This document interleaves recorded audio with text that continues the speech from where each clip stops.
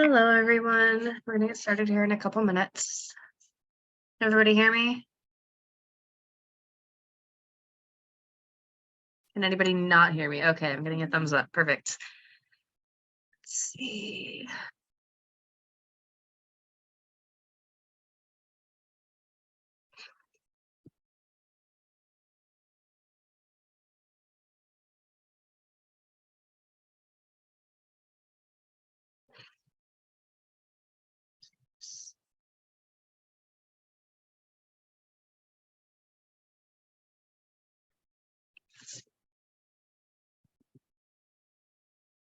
It's weird, it's so quiet.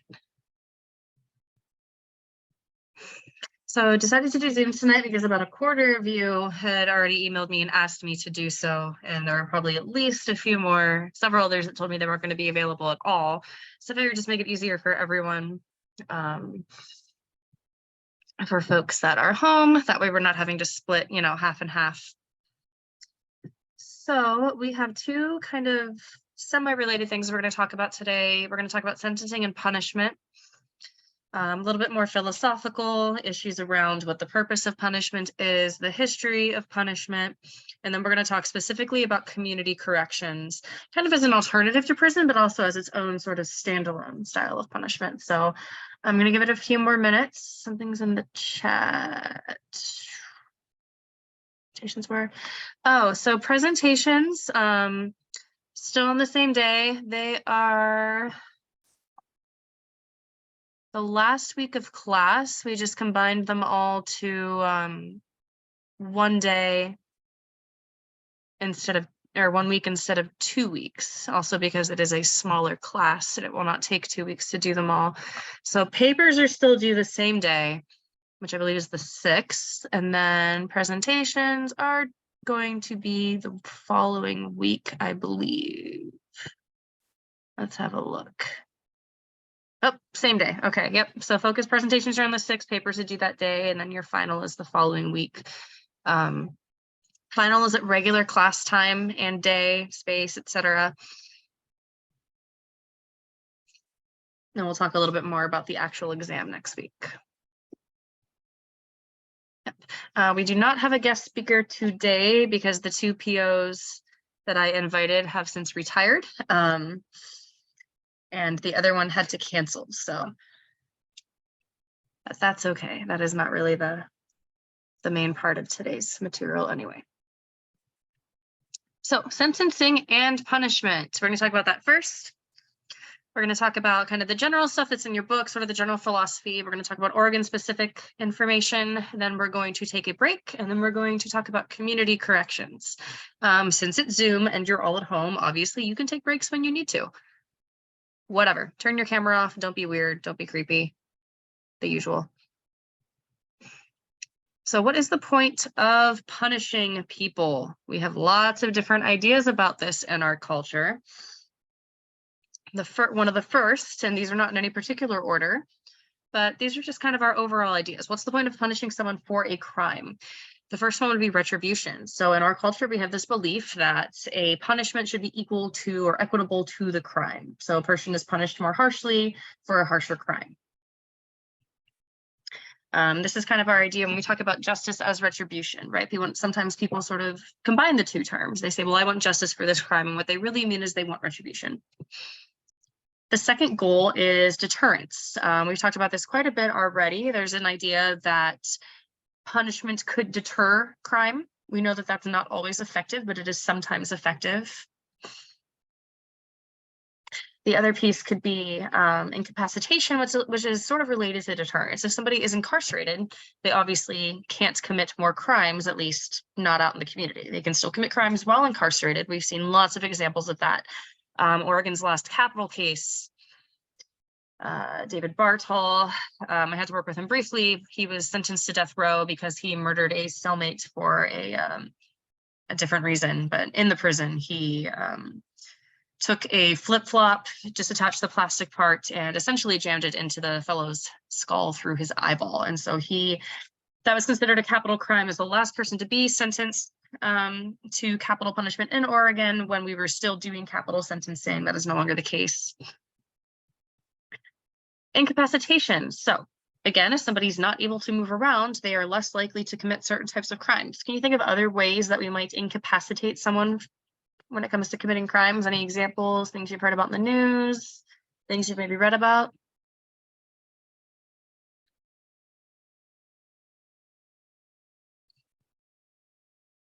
Anybody? Whoa. Please don't make me call on people. It's uncomfortable. Let me narrow it down a little bit. Have you ever heard of like medical incapacitation? What that might look like? Okay, I see a few nods. What does that mean?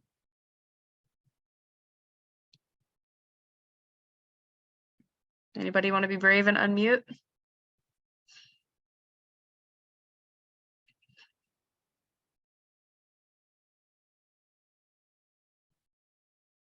All right, going 3, 2, 1. All right, let's pick a random here. Sorry, everyone. Who can I actually see? Wow, nobody. All right, so medical incapacitation, there are some states where you can, and this doesn't happen often anymore, but in the past, this could mean things like medical castration for sex offenders, where they're given a medication that prevents them from becoming sexually aroused. And the idea is that they will then be less likely to commit sex crimes. Lots of controversy around that, as you can imagine, particularly because we know that a lot of sex crimes aren't necessarily about sex and are more about emotional manipulation, control, that kind of thing. But it is something that's done. Not in Oregon, we don't do that, but it is done in other states, and it has been done historically. You've probably also heard there are other countries that still practice types of incapacitation where they remove a hand or a finger, things like that. So those would all be other examples. And then last but not least, rehabilitation. So a type of punishment still. Notice that your book considers this still to be a type of punishment, and that is because it is considered mandatory. So we are attempting to reform a person through vocational efforts, educational efforts, counseling, case management. This could be things like alcohol and drug treatment. This could be things like diversion. If they're a sex offender, it could be something like sex offender treatment. All sorts of different ideas here where the goal is to rehabilitate the person and make them less likely to commit a crime. Who do you think this should be up to? So let's say retribution, for example. Who gets to decide?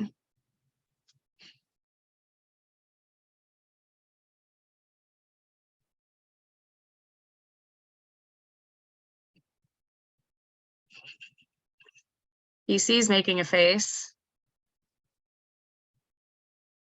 Can you guys hear me? You're not all just ignoring me, are you? Have I been muted this whole time? Oh, and I said judge or jury. Yep, so that's one example, definitely.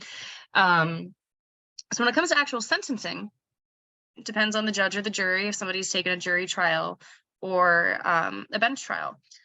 There are also some sort of more philosophical debates that it should be up to victims rights group, at least when we're talking specifically about retribution, right? And that's why victim impact statements are considered sort of controversial. And that is something that's also taken into account with parole boards in some states. They will contact victims and ask their opinion, all that kind of thing.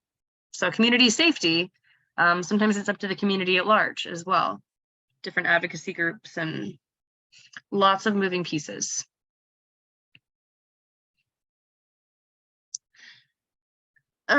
So when we talk about making the punishment fit the crime, this is very, very controversial, as you can imagine. So capital punishment is a really, really hot topic in the United States. In some countries, it is not. Your book talks a little bit about Amnesty. Amnesty International is an organization that studies this. They also do a lot of advocacy.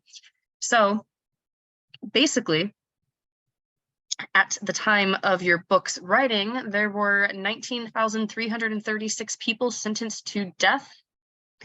The last year that they had data for was 2018 and found that 690 people were executed that year. Your book points out that this excludes China because that is one of the only countries that does not release its figures.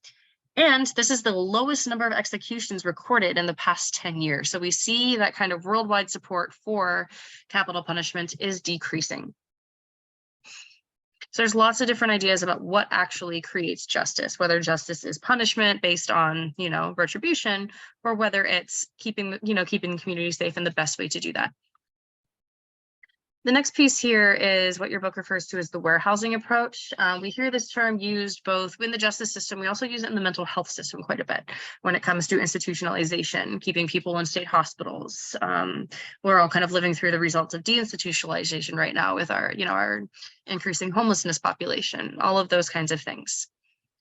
So there are lots of folks that feel that we should abandon the warehousing approach. There's this idea that prison should be beneficial in some way, that it should be rehabilitative in some way, and that it shouldn't be a permanent solution. And that since they're sort of a captive audience, quite literally, that we should be making rehabilitative efforts, right? Whether that's education, vocation, treatment, so on and so forth. There's another argument, kind of a counter argument, that once people have already sort of shown themselves to not be productive members of society, however we decide to defend that or define that, that prison might be a step up for folks. They should be used for labor, prison life should be made less attractive, all of those kinds of things. There are a lot of different arguments out there, kind of based on various philosophies. And as you're doing your presentations, your paper, as always, remember to look at those arguments, look at the philosophies, and then look and see where the data actually is, because you'll find that the data varies based on the source and what's been studied, and also just what the actual results are.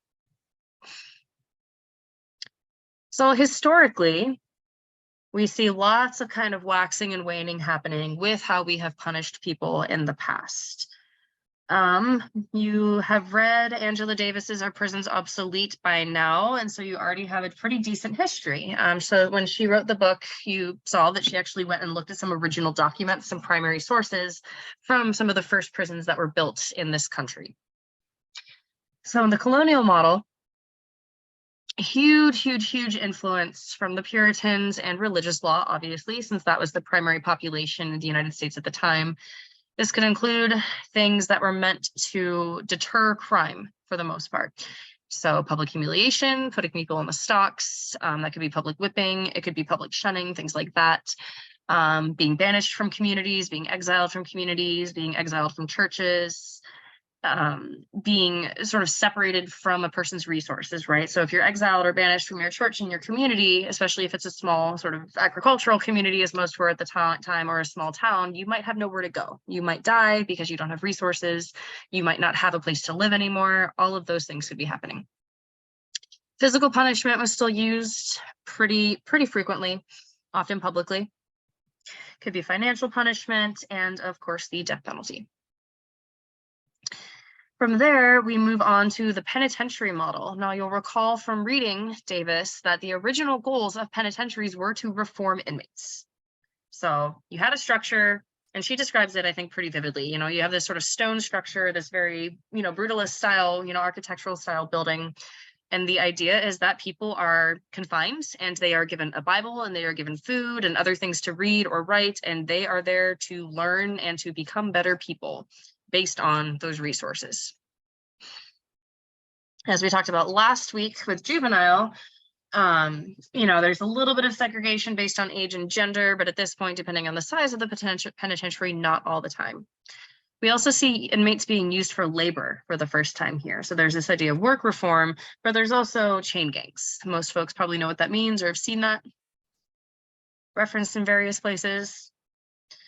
This was used essentially, this is really where we see slavery becoming a form of punishment. So you could be sentenced to hard labor. You could be, you'll have read about this a lot in Michelle Alexander's book. You could be leased out to farms, to large plantations, to factories, etc., to do labor, things like that. Excuse me. From there, we end up in the reformatory model. The idea here is that we are focusing on individual changes. So we have indeterminate sentences, which we're going to talk about here in a few minutes. Lots of silence, lots of isolation, those sorts of things are no longer seen as being useful. The idea here instead is that we want people to be reformed. It's a very, very, very subtle shift. But it's a meaningful one because we go from, okay, well, sure, work is nice and it helps people get better, or this is nice and it helps people get better, but we're also doing it because we need laborers. Whereas now in this era, we're talking more about, well, we actually want to reform people. Notice that this shift is happening the same time that we're seeing a shift in criminology philosophy, where folks are talking much more about the labor movement. They're talking more about the influence of society, society's ills, issues around folks migrating to cities, all of those things. And then we start to go to a more sort of big picture view, the progressive model up through the 30s, noting again the time period here, what's going on in the world, the focus being on societal change. So we can cure crime if we cure the communities that crime is happening in. This is where we see probation emerge as an alternative to incarceration.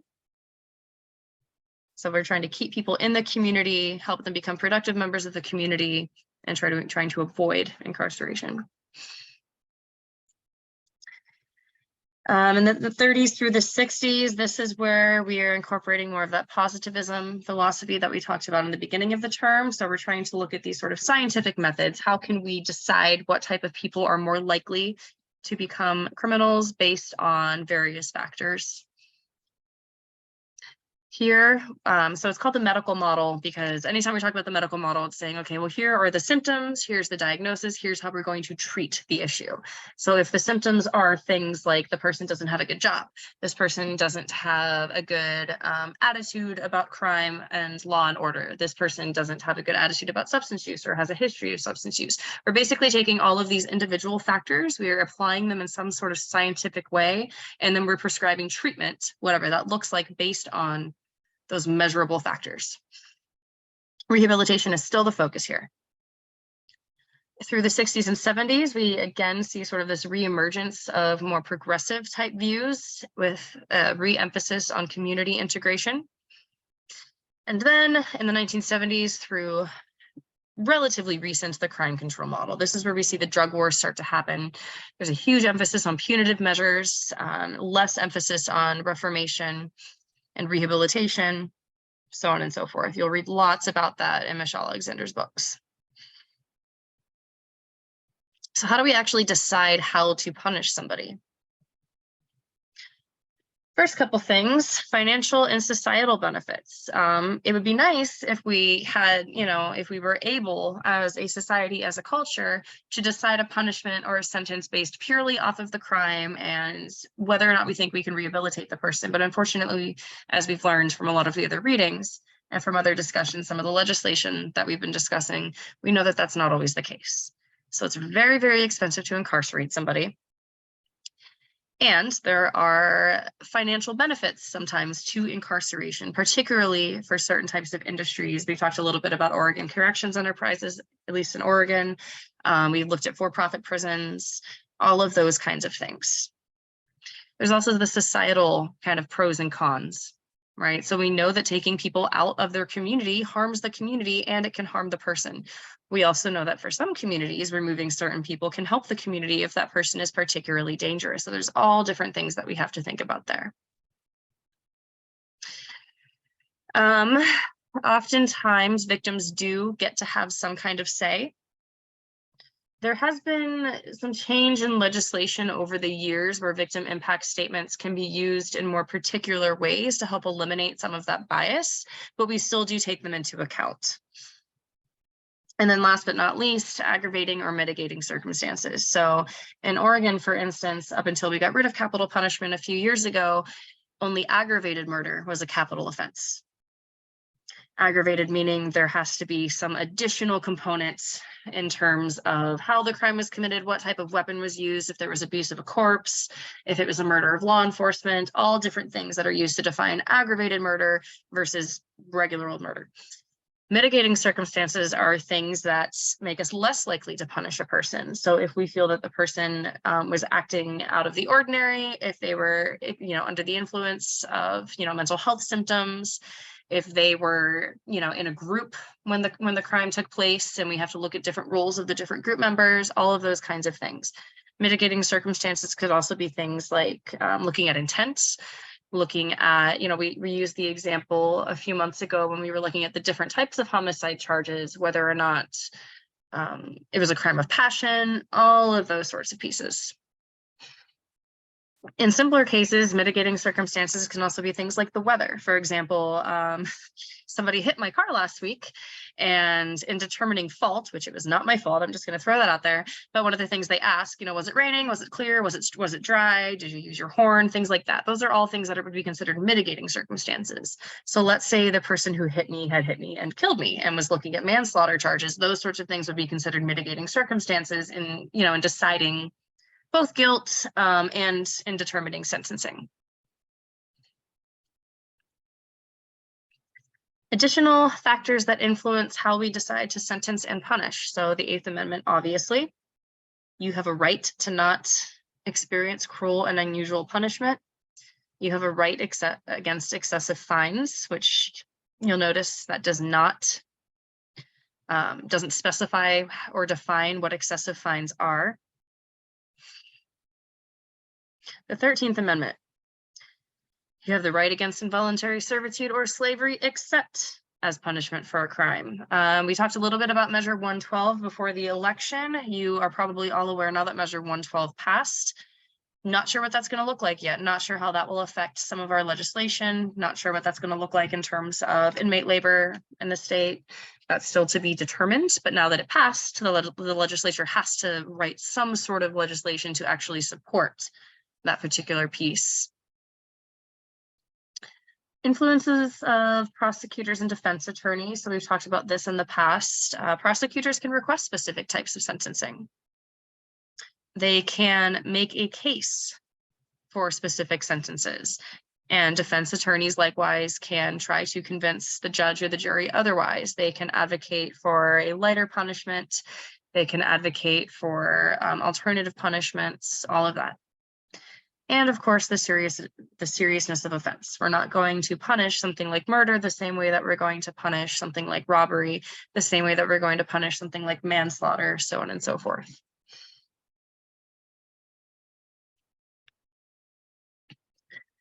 The defendant's prior criminal record. I know we spoke last week that this isn't necessarily true for juveniles, but for adults, that is the case. We're going to look at the sentencing grid here in a moment. Laws that address this idea of habitual offenders. So in California, there's the 3 strikes law.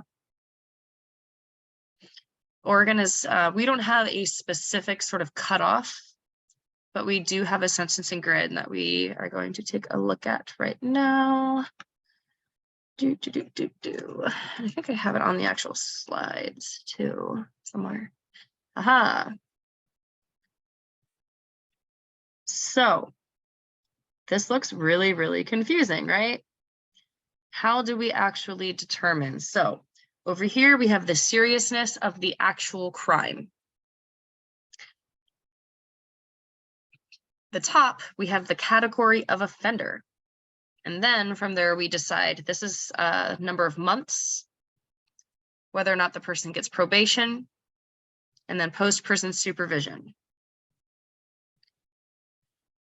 So crime categories 1 and 2, up to 12 months for, you can kind of see what they're getting at here. So if your crime seriousness is a level 1 and you are in the offender category A, the minimum you can get is 30, the maximum you can get is 90. So we create a range, and then within that range, there's discretion can be used by the judge or the jury.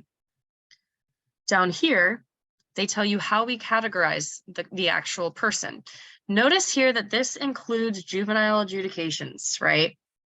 That can be problematic because there are folks that we know can't get their juvenile records expunged because of various economic reasons or the type of charges, that kind of thing. So we do end up taking juvenile adjudications into account.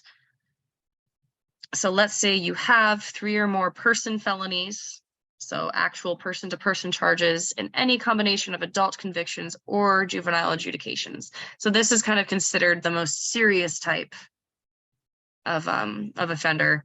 all the way down to offender level I. So this is a person who has no history of juvenile adjudications for any felonies. They could have misdemeanors, but we're only looking at adjudications for juvenile felonies or any adult convictions for a felony or Class A misdemeanor. Note that this does not include Class B or Class C misdemeanor, so this is still only applying to more serious crimes.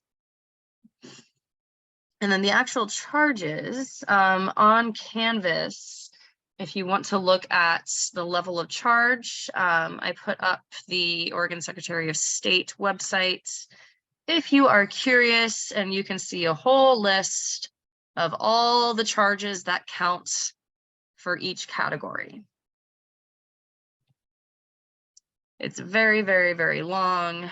Here are your actual criminal history categories again, a whole list of all the various charges that count for each thing, so on and so forth. So what that means is that if I'm the judge and somebody commits a crime of, let's say, seriousness 5, and they fit in the category F. So I'm going to go over down to 5, I'm going to go over to F, and I'm like, okay, I can sentence them to between 90 and 180. I get to make that decision. If it's a bench trial, if it's a jury trial, the jury gets to make that decision. Does that make sense? Kind of how to use this grid? Keep this available for your final exam because you will be asked how to use it.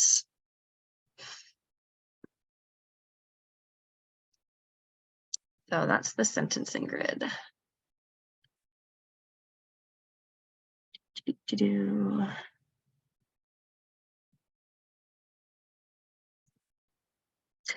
So some additional terms that you should know: determinate versus indeterminate sentencing.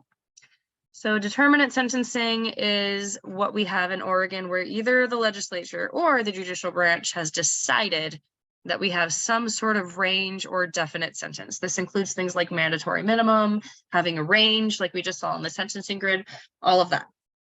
Oh, got a chat question. Remember how many days the sentence is? It's months, I believe. No, it's days. Wait, let me look back here.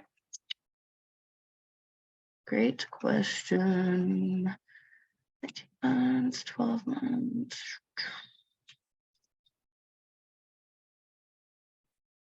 I want to say that it's months.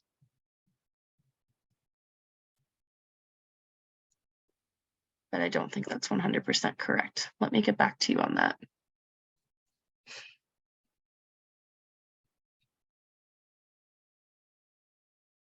Okay, so determinate is fixed amount of time. Indeterminate, this is something a little bit different where we don't see this as much anymore, but indeterminate sentencing could be something like in the past where somebody would be placed on probation and they would say, well, you're on probation until we don't think you need it anymore, which could be 1,000 different things.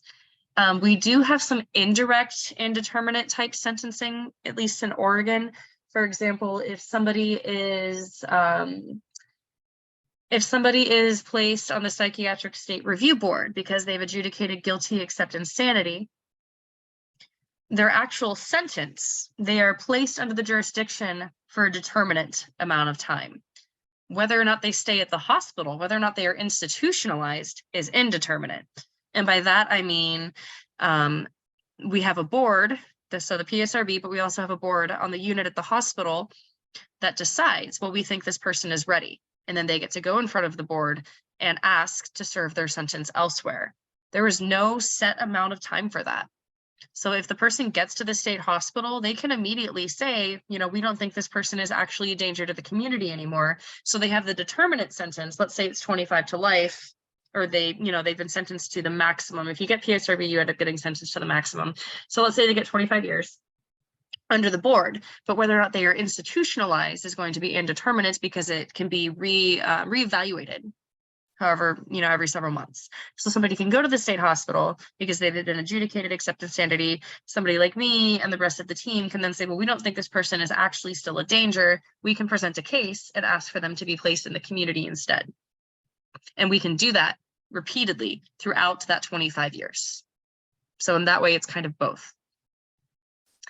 Concurrent and consecutive sentencing. So concurrent means the offender serves all sentences simultaneously.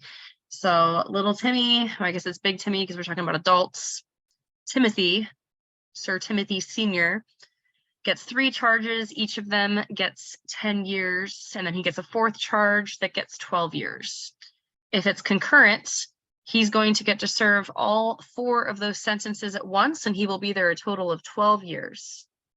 And for the last 2 years, he will only be serving time for that 4th charge. If it's consecutive, and we can kind of pick and choose how we want this to be consecutive. If I decide, well, I think that he should be concurrent on these 2 charges, but the other one should be consecutive, as the judge or the jury, depending on who's doing the sentencing, we get to decide how that works. So if Sir Timothy Sr. gets consecutive for all 4 of those, he's going to get 10 plus 10 plus 10 plus 12 for a total of 42 years. The other thing that can happen here, Bobby talked a little bit about this when he was here. He got consecutive sentencing for a previous crime. He had a DUI, and even though he had to serve the probation for the DUI after being incarcerated. Those 2 were considered consecutive. That's something that can happen as well. I believe I don't know if I mentioned her before, I had a client at the state hospital who received 2 different sentences. She committed manslaughter and arson. For the arson, she was adjudicated guilty except insanity, but for the manslaughter, she was sentenced as guilty. So first, she was under 2 different jurisdictions. She was under the jurisdiction of Department of Corrections for the manslaughter, and then she was under the jurisdiction of us at the state hospital for the guilty except insanity plea. What that means is that hers were concurrent, so she got 25 for both. So she was going to do a total of 25 years. What that means, though, is that when we decide she no longer needs care at the state hospital, she then has to go serve the remainder of that 25 years at the prison. Alternatively, it could be consecutive, and then she would do 25 and then 25 for a total of 50. Things can get a little wonky there. I have seen mistakes put on people's paperwork before with their sentencing and the time, so that's something that always gets double and triple checked. It's amazing how many people, they see the number of months and they don't know how that translates to years, or they do the math wrong, and it's kind of a whole thing. So please, if you ever get sentenced to a crime, make sure that whoever fills out your paperwork puts the correct sentence time on there, so you don't end up serving extra time.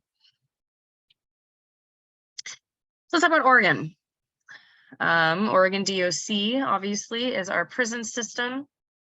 We talked about this briefly a few weeks ago when we were talking about prisons in general. We take more of a reformatory type approach here. We actually use a lot of the same factors for case management inside the prison that we do in community corrections. So we call it the Oregon accountability model. We look at risk factors that determines what kind of treatment and what kind of programming the inmate is going to be put in while incarcerated. It's also going to determine their security level. A big piece of the Oregon accountability model is the staff and AIC interactions. AIC, again, is adult in custody. It's the new term for inmate. This is considered really important, and we are one of the few states that actually looks at this, and staff are trained specifically on how to interact with AICs to make it as rehabilitative as possible. The idea is that it's going to be relationship based. You might be working with this person for 10 or 20 or 30 years. You might have AICs that are there, for your entire career. And so that relational piece, helping that person kind of learn how to become a good community member, that becomes really big. Work and programming. So work, kind of self-explanatory in terms of programs. That's things like restorative justice, religious services, substance use groups, participating in some of the clubs, all of those kinds of things. Children and families. So Oregon really emphasizes having ongoing interaction with families. Obviously, it's really hard. I know Bobby talked a lot about how hard it was to miss those years, of his daughter's life. And there are some states where people don't get to have any interaction at all, which is really rough. So we do a decent job here of at least trying to maximize visitation. It can be problematic still. So in Oregon, every AIC gets a certain number of points per month, and each point or series of points counts for a certain number of visits. And that is based on a number of factors. So in a lot of ways, even though our accountability model states that we're trying to work with families and children as much as possible to kind of mitigate some of those negative effects of incarceration on the family, it is still used as a way to motivate people or punish people. So if you get sent to the hole, you don't get to have visitors. That's a problem. They do certain extra programming for folks that are considered lower security. For example, every month at the penitentiary, they do a big birthday party for all of the AICs whose children have birthdays that month, and they bring in all the kids. Every family gets a cake. They get to decorate a cake with their kid. I actually got to meet Bobby's daughter and a few of my other employees' kiddos when they did that. It's a really cool thing. They put in a playground, which is a really weird thing when you're in your office and you hear a bunch of like little kids laughing and screaming and you're like, I'm at the prison, why am I hallucinating? And then you look outside your window and there's a playground. And that's cool because very few prisons have a space where the IACs can actually just play with their children. And that's important. Incorporate lots of visiting via video when possible. So you can have both in-person and video visits. They can have video visits with folks that are out of state that way if people can't make it in person. Lots of phone calls. The downside of those is that the AICs do have to pay for those, and it is not cheap. So you don't really get free phone calls in prison. You get your one free phone call when you get arrested and booked at the jail, but when you are incarcerated in prison, you are paying by the minute for your phone calls, and it is typically those are private companies that run those, and they are expensive. So that's kind of an ongoing point of contention. I think that people talk about a lot. Re-entry, obviously important. If you have people that you know are leaving the prison system soon, you want to make sure that they're going to be set up for success. Just a few years ago, ODOC, that this is the first time they incorporated re-entry. Previously, they did not have any re-entry counselors, so you were kind of on your own. That is a new program. And last but not least, community supervision and programs. This is also relatively new. So like in Bobby's case, you can still be under the jurisdiction of Department of Corrections, but serve your sentence in the community in what essentially looks a lot like parole or probation. That's a unique program. Not very many states do that. Some measures you should be aware of. So measure 11, mandatory minimum sentencing. We've talked about that before. Measure 17, this was 1994. This is where things get interesting because Measure 17 and Measure 112 contradict each other. Measure 17 was passed. And so the state constitution created a requirement for state prison inmates to work or train 40 hours a week and allowed public and private sectors to use inmate work. And then recently, earlier this month, we passed Measure 112, which removed that clause, actually a separate clause. So we didn't remove Measure 17, we removed the clause in the original Constitution that allows servitude and slavery of incarcerated individuals. So it'll be interesting to see because now we have two things in our Constitution that contradict each other. We don't know what that's actually going to mean in practice yet, and most likely it is going to go to the state Supreme Court, and then we'll see what happens after that. There are several other states that have passed similar measures. It may end up in the actual Supreme Court, yet to be determined. Any questions about sentencing and punishments?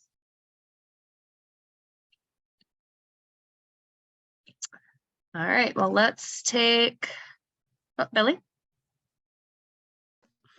So say an inmate had gotten experience on with a job on the inside, like they got barber experience like Bobby did. Is he allowed to use that for trying to get an interview at an actual barber shop? Like he can say, oh, I had 3 years of experience when I was incarcerated. Is that allowed to be used, or is that? Absolutely. In fact, you should. So in addition to Bobby, there are 2 other folks that worked for me, at least, that have since been released, who have used me as a reference and said, hey, this is my boss, right? That's one of the benefits of those work programs. And the thing with Measure 112 is it doesn't say that inmates can't work.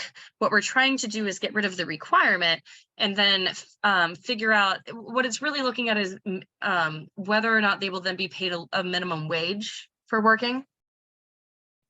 That's kind of where the contention is. Yeah, but you can absolutely use your work experience. Most of the guys do, because a lot of them don't have other work experience, particularly if they're incarcerated when they're really young. OYA has some really, really great programs. Like there is a coffee shop and cafe in Salem that is all the employees are OYA participants, juvenile offenders, and they get their work experience. They get paid a wage, all of that. They have a greenhouse program where they grow starter plants and vegetables, and they do a big vegetable sale every year, all sorts of things like that. So the other one is the fire program. That one's really, really popular with the inmates in Oregon because they do get paid a little bit more. Not great, it's still cents per hour, but they can get all of their certifications so that when they release, they then are able to go right into firefighting, which most of you know is pretty lucrative. So there are definitely benefits. You know, it's a really, really complicated issue, and we will see what's going to happen with that. Any other questions about sentencing and punishment? All right, so I'm talking really fast and everyone's kind of quiet today. So let's do 10 minutes. It's 6:38, come back at 6:48, and I will see you all there.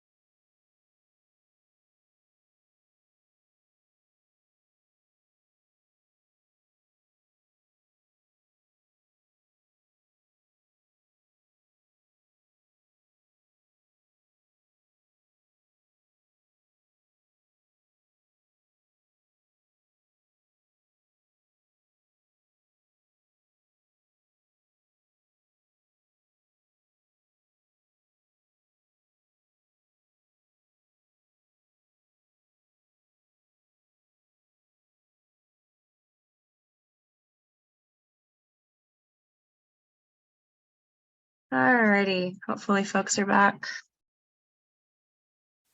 Cool. We are going to talk about community corrections. Share screen. The fuck? Hold on a moment, something just crashed in my house. What's going on out here? Crime thing. Come here, criminal.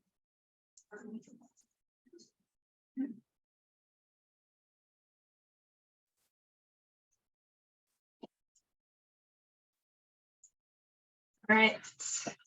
Found the culprits. This is the face of a criminal. You. Why are you like this? And he is going to be charged with I don't know, vandalism of some sort, probably, potentially arson. Why are you knocking things off? All right, go run around. Whatever. So, community corrections, AKA fancy term for probation, parole, and other community-based punishments.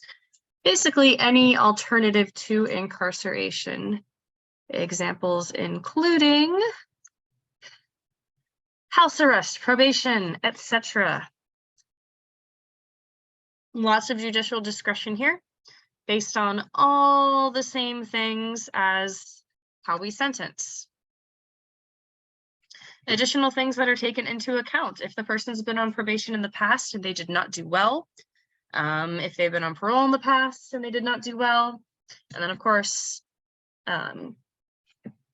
things like their prior record, degree of injury, if a weapon was used, the seriousness, so on and so forth. Sentencing grid, we already talked about that. The answer is months, by the way, which I know, but for some reason my brain decided to not be able to use words. Another example there. So a couple of pros here. Ideally, this means that the offender is able to maintain whatever housing they currently have, means they still get to spend time with their family. And all of these are things that are correlated with lower recidivism rates overall. There are more opportunities for substance use and mental health treatment in the community, and it is much less expensive than incarceration since we're not having to house people. They tend to have less frequent contact. So instead of having to pay, staff to monitor this person 24/7, they have a PO that they go and meet with once a week, once a month, eventually every 3 months, every 6 months, so on and so forth. What does that actually look like? So you have to follow certain rules and agreements in exchange for maintaining your freedom. There is a lot of discretion that can be used by POs. So if your PO, let's say, you can have a no contact order from your PO, even if you don't have a no contact order from the court. If your PO feels like there are certain places you shouldn't go, then that can be added to your probation or parole requirements. Let's say there are particular locations where you have gotten in trouble before or that are known to be triggering for some reason. And when I say triggering, I use that word specifically. I'm saying triggering is some sort of mental health symptom or a substance use related triggering. So if I'm your PO and I know that you like to buy your meth at No Chance Saloon, which is a very classy establishment that I typically drive past, or Last Chance Saloon rather, that I typically drive past on my way to see all of you, typically in person, and I'm your PO, I can say, well, I don't want you going there because I know that that's where your dealer hangs out. Things like that. Things that you wouldn't typically see a judge or a jury do, but a PO has a lot more discretion there. This can also be things like medication adherence. Your PO can not only UA you for substance use, they can also order things like blood tests to make sure you're taking medications if it's mental health related. They can say that you have to have a job. You usually have to notify if you move, if you want to leave the state. Sometimes this even means things if you want to go on vacation. It can be very, very lenient. It can also be very, very strict. And there's, again, a lot of discretion. A lot of it will depend on your PO, not just the type of charges that you actually committed. There are also special conditions for certain types of offenses. So if you got a sex offense, most of you have probably heard you can't go within a certain number of feet of a school, you might not be allowed to be around children, might not be allowed to go to certain parks, things like that. How do we actually determine what sort of requirements are in place? So there's lots of discretion. It can be very, very subjective, but we also use an actual assessment. So the risk needs responsivity model, very similar to what we talked about last week with juveniles. So the idea here is we want to measure actual risk, meaning the likelihood of committing either the same or a new crime, what the person's needs are. So does this person need housing? Does this person need treatment? Does this person have food? Do they have transportation? All of those things. And then responsivity. How likely is the treatment going to actually be effective for that person? So that can mean something like, all right, so first let's look at risk. How often has this person committed, say, a DUI? Needs. Okay, well, I decided that I think they need alcohol use treatment. Okay, responsivity. I'm going to look and see how many times this person has attended treatment in the past, if they were able to maintain the recovery, what factors led to them either maintaining their recovery or not maintaining their recovery, all of those kinds of things. So there is an assessment that is used nationally. Good luck finding a copy of it. It cost $400 and it's like on lock and key. I even tried to torrent one illegally, which is incredibly ironic, and I couldn't find any. This is the adult version of the YLS CMI. So here are the domains that are being measured. Family and marital. Huge, huge, huge category here. And we ask about all kinds of things. Basically everything that has ever been statistically correlated with recidivism or likelihood of committing a crime. Notice that some of these are not within the control of the person. So let's say they have a history of CPS involvement because their parents were abusive. They don't have a good relationship with their parents. That's something that we measure. Whether or not they have a good marriage, if they have a marriage at all, if they have a history of domestic violence, if they have relationships with their children, all of those things. Again, because we know that they are statistically correlated with people being more or less likely to reoffend. Level of education, current and previous employment, what kinds of jobs they've had. Leisure recreation, what kinds of things do they do for fun? Do they do artwork? Do they play guitar? Do they hang out at church? Or, do they like to go and rob banks? It seems like a really, really kind of obvious, silly question, but it's always asked. What they're looking at here is less around whether or not what type of activities the person does and whether or not they have any. So there's not a lot of statistical evidence that, say, doing artwork versus, say, playing sports makes a person more or less likely to commit crimes. What we're looking at is, does this person actually have what we would consider to be pro-social recreational activities, and how do they spend their leisure time? Companions. So do they have friends? Do they have social support? If they do, what kind of people are they? Are most of the people in their life also engaged in the criminal justice system? Do they have friends that we would consider to be pro-social? Do they have other forms of social support? Do they go to groups? Do they have a therapist? Do they have a church family? Do they have, a foster family? We're really just looking at all around social support here, who the person spends their time with and whether or not we consider them to be pro-social. So two different things there.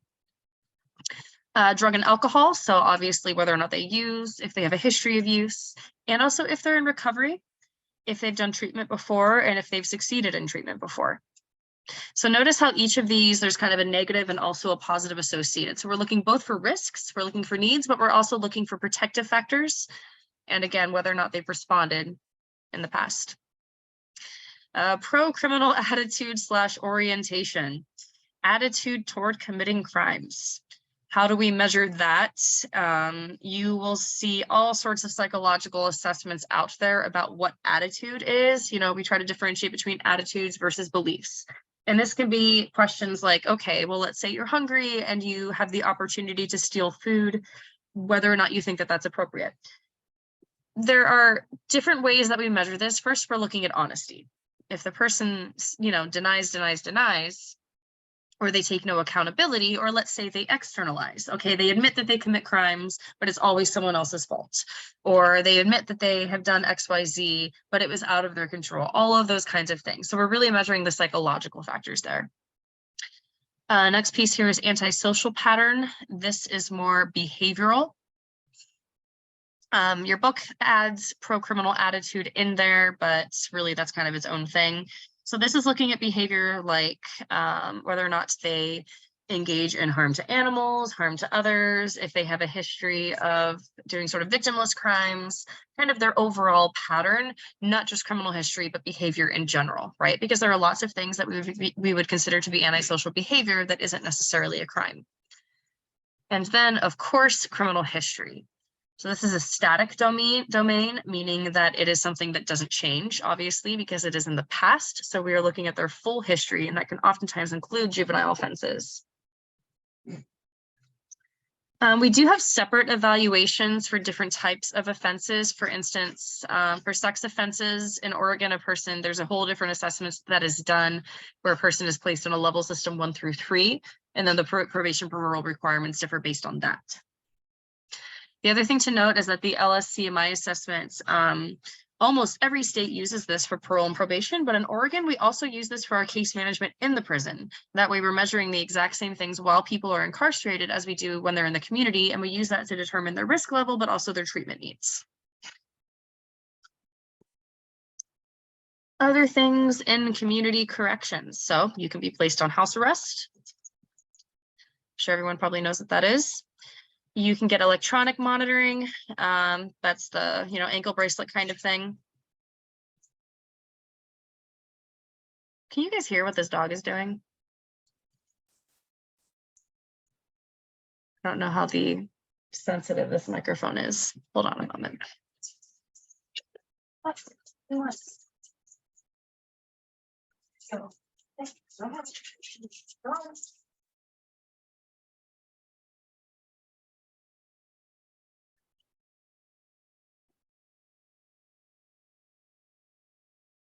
Sorry about that. My house is a zoo. Shock probation. So this term is referring to the use of probation basically as a scare tactic. And this is where someone will be placed on probation instead of being incarcerated, the idea being that if we scare them enough, they will no longer commit crimes.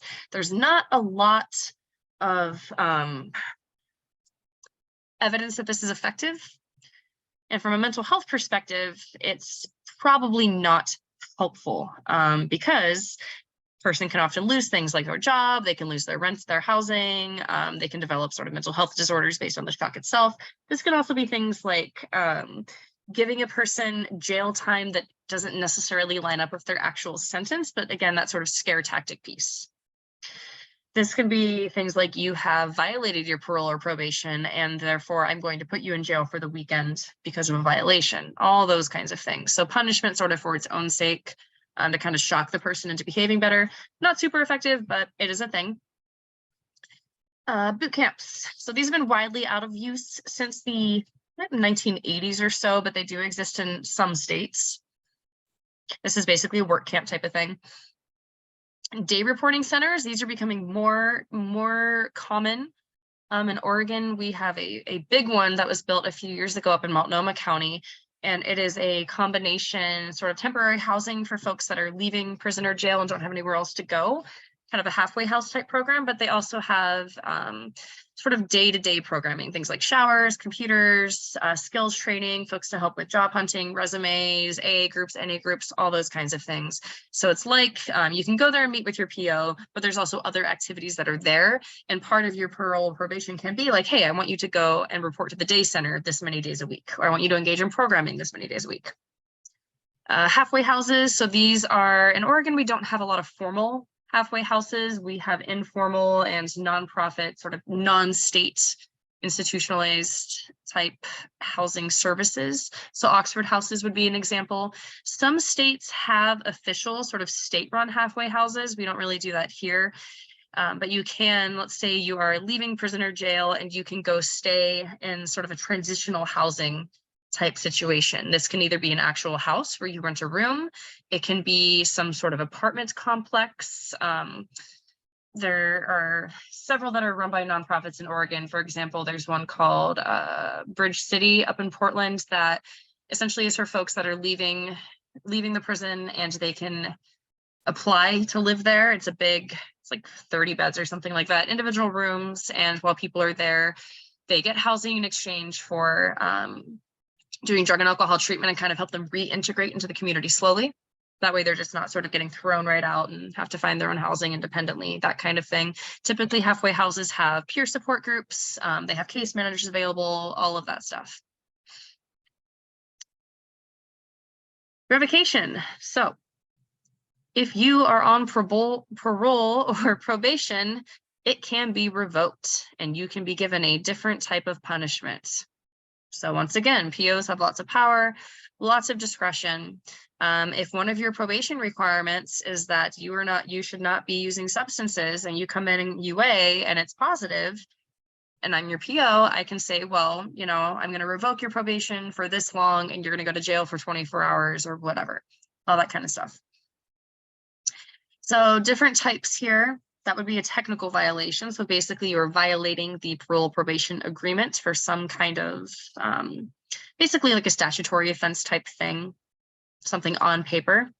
Substantive violation, this would be you commit a new crime or you get new charges. So you're on parole or probation for one thing, you do something else, and then your parole or probation gets revoked, and you have to kind of start all over right at the beginning of that system and go through the court process again and get a new sentence. This process is protected under the 14th Amendment because of a Supreme Court case in 1972, meaning that it is okay to be revoked, and we have to follow due process. So even though your PO has a lot of power, it is not completely, you know, it's not indeterminate. So 1972, there's this case, and essentially it was decided that people can, you know, that people are still entitled to due process to go through a revocation for their probation parole. Oftentimes people can get around this. So for example, if you get revoked on a Friday, you get to go to jail for the weekend, you might be stuck there until you get seen by a judge the following week, right? If I'm a PO and I want to be kind of a jerk, or I want to teach you a lesson, I might do it that way. But you still are entitled to due process in that you get to still see the judge. So if I'm going to revoke you, I had to put it on paper, I have to say why, and I have to be able to defend that revocation in front of a judge. So we know that community corrections tends to be pretty effective, except for drug offenses. Why do you think that is? Any ideas? What have we seen with like Measure 110 so far, where we've decriminalized certain substance possessions and essentially give people a fine and a phone number to call to engage in treatment? In the last few years since it was, and it's, you know, and the efficacy is influenced by lots of other things like COVID and all of these other issues. But what do we know about the efficacy so far? Billy? It's kind of harder to make more effective due to the fact that it's due to an underlying issue of addiction versus just the choice to do the crime. Yep, exactly. We know that mandatory treatment is not effective in general because if people are not in what we call a stage of readiness to engage in recovery, then they're not going to, particularly if they have underlying mental health issues and they're using the substances to self-medicate.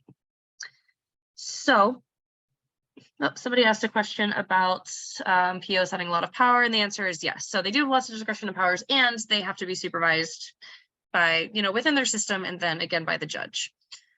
But back to this issue. So when you do substance use treatment, the main treatment module right now is called motivational interviewing, and it's based on this idea that a person has to be in a particular stage of recovery. The term for when a person is not even thinking about wanting to be in recovery is called pre-contemplative, meaning the overall philosophy is that everyone wants to be in recovery, which is kind of flawed.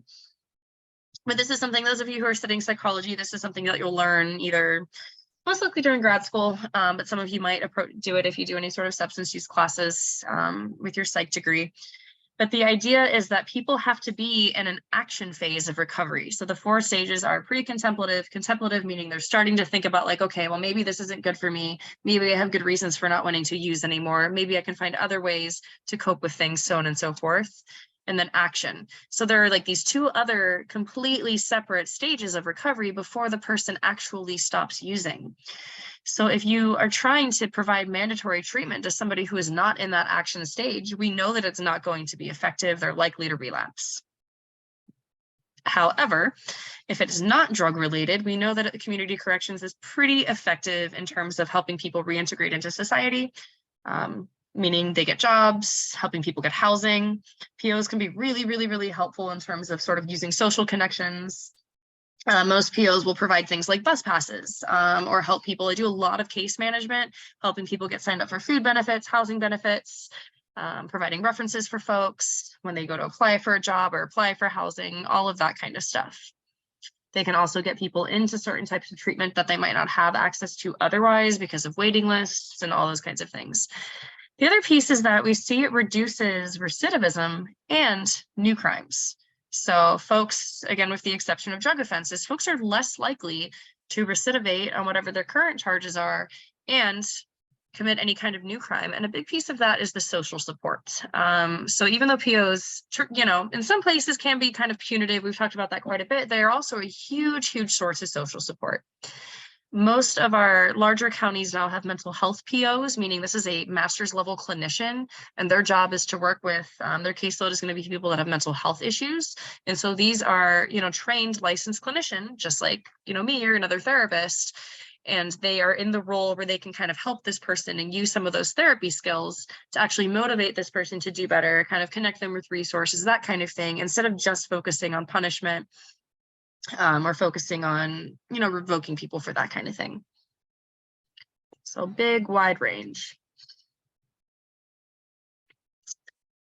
Some stuff that's not really in your book, but things that the research shows. So a 2021 study found that the use of empathetic exercise reduces recidivism by 13%. So what that means basically is working with folks on building empathy for victims, empathy for the community, so on and so forth. Using criminogenic data, so this is things like your LSCMI, but also other types of risk factor analyses, using those more effectively. So instead of, some systems really just focus on risk, but they forget about the needs part and the treatment part. So figuring out ways to help a person increase social capital, helping them find more pro-social connections, making sure people are housed, all of those things.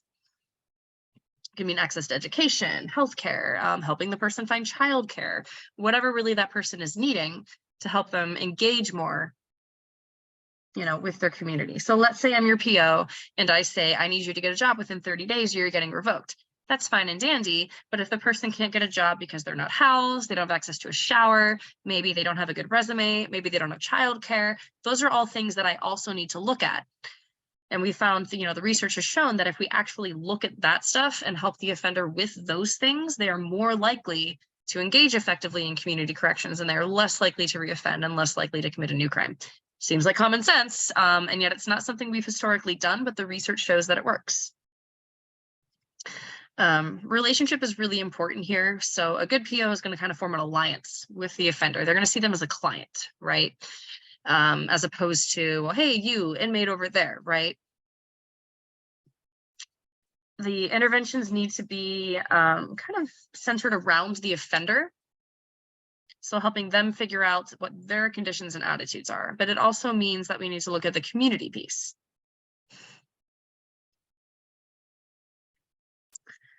Let's see here. So that is what the current state of the research says. Any questions about community corrections? Nope. All right, so we have quite a bit of extra time because our guest canceled. We can, and I'm going to have you vote in the comments. We can do a third unrelated section today on ethics, which I was planning on doing next week, or we can end early. So option 1, talk about ethics, or option 2, end early. Tell me your vote in the chat. All right, we're okay. Looks like we're ending early. Cool.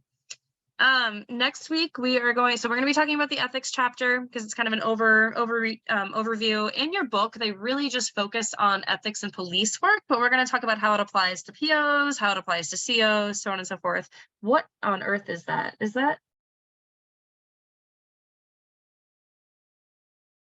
What is that supposed to be?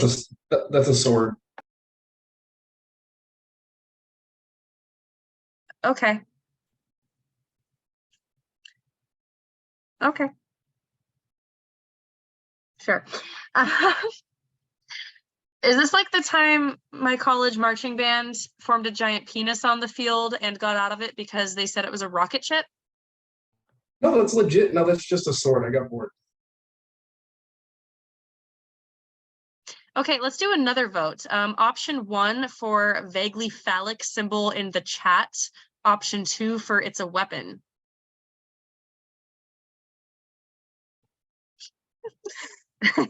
Okay, all right, whatever. We're about half and half so far. All right, kids, be good. Have a good Thanksgiving. We're going to talk about ethics next week. We're also going to talk about legislative issues, and we are going to be using mass incarceration as the example for that. So if you have not finished reading Davis, and if you have not finished reading Alexander, please do so by next week, because we are going to be going into both of those books pretty deeply and sort of using that as an illustration for legislative issues, ethics, and so on and so forth.